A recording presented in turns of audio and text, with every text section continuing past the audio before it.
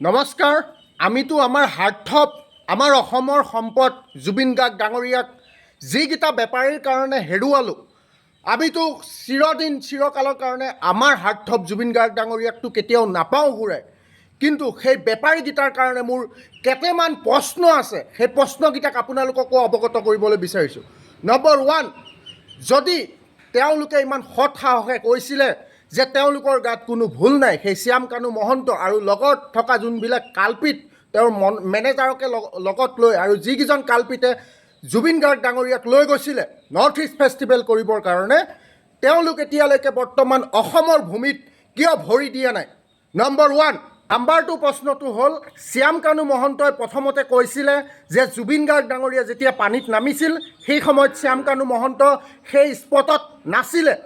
কিন্তু আজি অসমৰ লগতে অসমবাসী ৰাইজে দেখা পালে, যি ভিডিঅ' ফুটেজ আমাৰ লগত আহিলে, সেই ভিডিঅ' ফুটেজত জল পট হৈ পৰিলে সেই জুবিন গাৰ্গ ডাঙৰীয়া যেতিয়া পানীত জাপ মাৰিছিলে সেই সময়ত শ্যাম কানু মহন্তই কিছুমান অশ্লীল মন্তব্য জনাই, কিছুমান অশ্লীল কথা কৈ লৈ পেলাই তেওঁ কাষতে ৰখি আছিলে। তেতিয়াহ'লে জুবিন গাৰ্গ ডাঙৰীয়াক তেওঁ কিয় বাধা নিদিলে?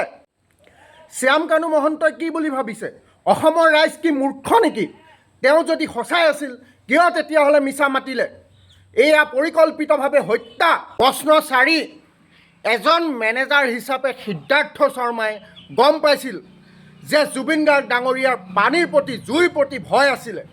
তথাপিতো সেই সিদ্ধাৰ্থ শৰ্মা নামৰ সেই বেপাৰীটো লগত থকা অৱস্থাত তেওঁ কিয় পানীত জাপ মাৰিবলৈ দিছিলে?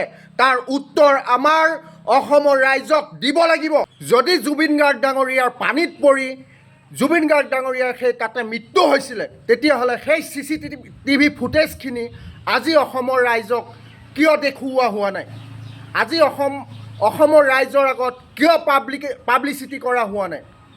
প্ৰশ্ন 5, জুবিন গাৰ্গ ডাঙৰীয়াই বিভিন্ন নিজৰ ব্যক্তিগত কামসমূহৰ কাৰণে তেওঁ ছিংগাপুৰলৈ নাযাওঁ বুলি কৈছিলে শ্যাম কানু মহন্তক। কিন্তু শ্যাম কানু মহন্তই নিজে আত্মহত্যা কৰিম বুলি কৈ যি ব্লেকমেইলিং কৰি ছিংগাপুৰলৈ জুবিন গাৰ্গ ডাঙৰীয়াক কিয় লৈ গৈছিলে, সেইটো প্ৰশ্ন আপোনালোকৰ আগত দিছোঁ। প্ৰশ্ন 6, যোনটো সিদ্ধাৰ্থ শৰ্মা নামৰ যোনটো বেপাৰী এটা, সেই বেপাৰীটোক সমগ্ৰ অসমৰ ৰাইজে অভিযোগ দিয়াৰ পিছত, সি যে পৰিকল্পিতভাৱে জুবিন গাৰ্গক হত্যা কৰাৰ সেই অভিযোগ দিয়াৰ পিছত হিমন্ত বিশ্ব শৰ্মা ডাঙৰীয়াই দিল্লী এয়াৰপৰ্টত লগ পোৱাৰ পিছতো তেওঁক কিয় গ্ৰেপ্তাৰ নকৰিলে? হয়,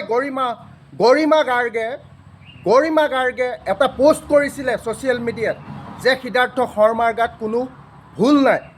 কিন্তু ঠিকেই আছে, কিন্তু তেওঁকতো গ্ৰেপ্তাৰ কৰিবলৈ কোনো ধৰণৰ মানা কৰা নাছিলে।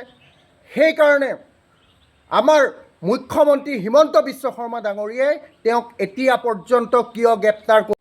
এতিয়া আমাৰ এটাই দাবী, যদি শ্যাম কানু মহন্ত আৰু সিদ্ধাৰ্থ শৰ্মা যদি নিৰ্দোষী হয়, তেওঁলোকে কোৱাৰ দৰে যদি তেওঁলোক নিৰ্দোষী, তেতিয়াহ'লে অসমত 7 দিনৰ ভিতৰত আহিব লাগে। নহ'লে অসমত তেওঁলোকৰ পৰিস্থিতি কেনেকুৱা ভয়ানক হ'ব অনাগত ভৱিষ্যতত, তাক নেপালৰ লগত তুলনা কৰিব পৰা তেনেকুৱা পৰিস্থিতি, ভয়ানক পৰিস্থিতি হ'বলৈ আপোনালোক সাজু থাকক। হয়, যদি এই প্ৰশ্নসমূহ যদি আপোনালোকৰো আহি আছে, তেতিয়াহ'লে এই কমেণ্ট বক্সত যাওক আৰু কমেণ্ট বক্সত গৈ হিমন্ত বিশ্ব শৰ্মাৰ লগতে সকলো ডাঙৰ মিনিষ্টাৰ MLA সকলোকে সেই ৰজাঘৰীয়াক মেনশ্যন কৰক আৰু মেনশ্যন কৰি এই ভিডিঅ'টো যাতে তেওঁলোকৰ কাষ পায়গৈ, তাৰ কাৰণে আপোনালোকে কমেণ্ট বক্সত কমেণ্ট কৰক। ধন্যবাদ। জয় অসম, জয় জুবিন দা।